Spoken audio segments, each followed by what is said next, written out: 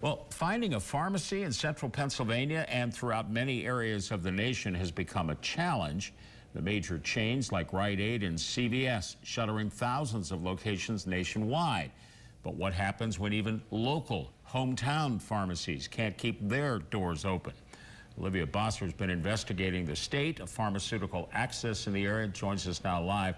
Tell us more about that, Olivia. Well, Marty, I spoke with owners at some of the few remaining local pharmacies, and they told me the trends they're seeing are prescription for trouble. Whether you're picking up daily medications like insulin or birth control, antibiotics when you're sick, or receiving a vaccine to prevent getting sick, your local pharmacy can be your first stop for health care.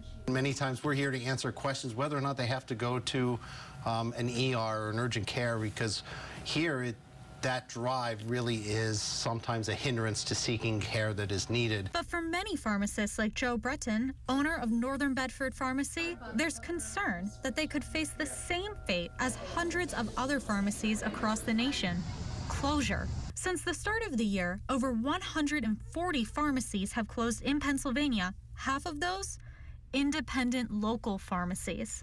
The empty storefronts join the nearly 7,000 pharmacies across the nation that have closed since 2019, turning some towns, even here in Pennsylvania, into pharmacy deserts. I think if I was not here, at least the southern Blair County and northern Bedford County would be a desert. The impact?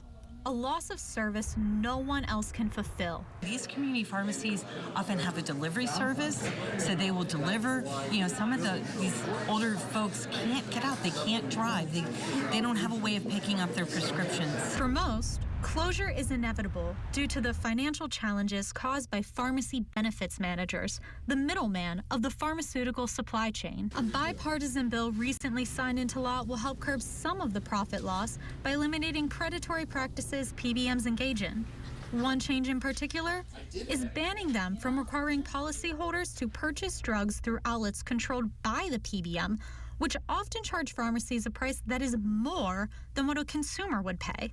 Another requires them to meet federal Medicare access standards. And the good people of Pennsylvania keep getting screwed with higher costs and reduced access to the medications that they need. And during all of that, PBMs, they got richer and they made record profits. Well, we don't want to stand for that any longer. Even though the legislation is helping to bridge the deficit, Breton says, if anything, this is only the first of many necessary steps. This is not the stopgap needed. This is a very good start.